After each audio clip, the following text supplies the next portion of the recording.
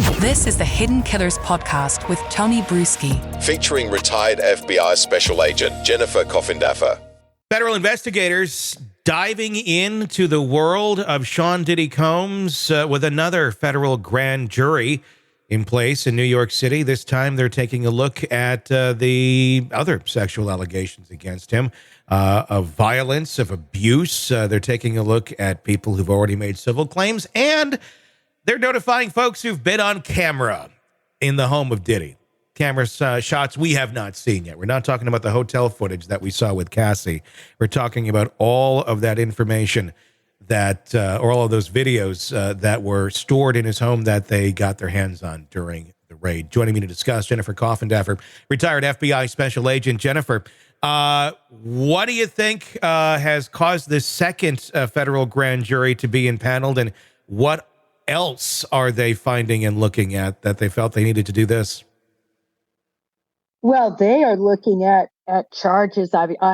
When I say charges, they are looking at expansive charges based on what they acquired in their warrants. I mean, I've always said he's in such big trouble because, at least according to what witnesses have said, he videotaped everything. And, you know, that is the best evidence there is. It's typically irrefutable, and they're going to be putting all of that before the grand jury. I see them looking at possible RICO charges. And what RICO does is essentially it's going to go back. It allows an investigation to go back years, whenever that enterprise began committing federal or committing offenses, violent offenses, sexual, offenses that involved trafficking, anything like that can be looped into a RICO, and it could allow them to go clear back up into the J-Lo days with the, attempted murder. Remember, the witness that was shot says, or the victim that was shot says that Diddy Combs shot her. Yeah. So this is something that could go back that far. I'll be very interested to see, but I think that's what their angle is going to be. Does this mean like relitigating all the way back to there, but does this mean like a lot of different trials that Diddy could be facing for many different charges?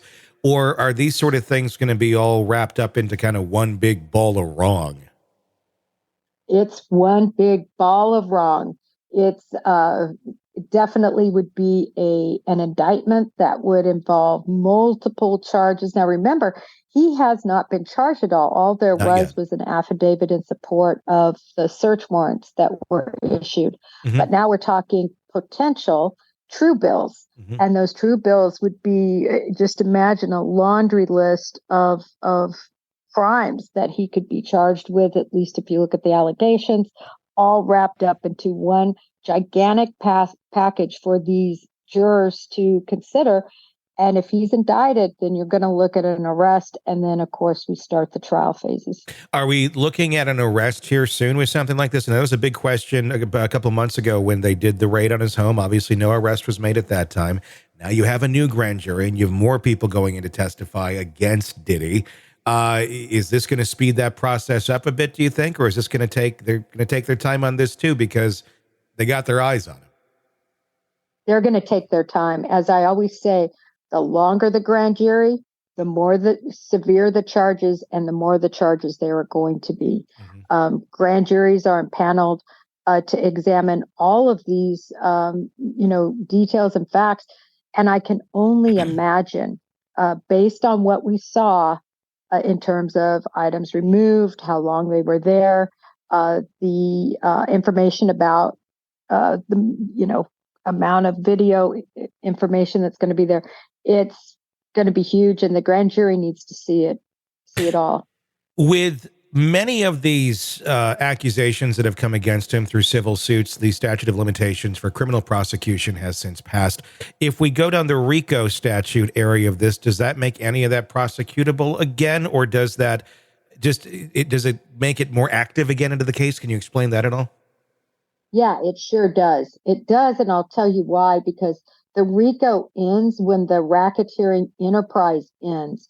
So let's make the assumption that we would hope that after his homes were raided, that anything he was involved with, if we're to believe, again, he's just accused right now, or he's not even accused. He's just, there's information that he may be involved in these things. It would stop, in other words, the statute of limitations. Now you go with the last crime that was committed. And then you piggyback all the way back. So that brings in everything. So the statute now would end at his last deed that was done by the criminal enterprise. And then everything is fair game again, basically. Pretty much, as long as it falls under the particular crimes that are considered RICO offenses, which are typically, violent crimes.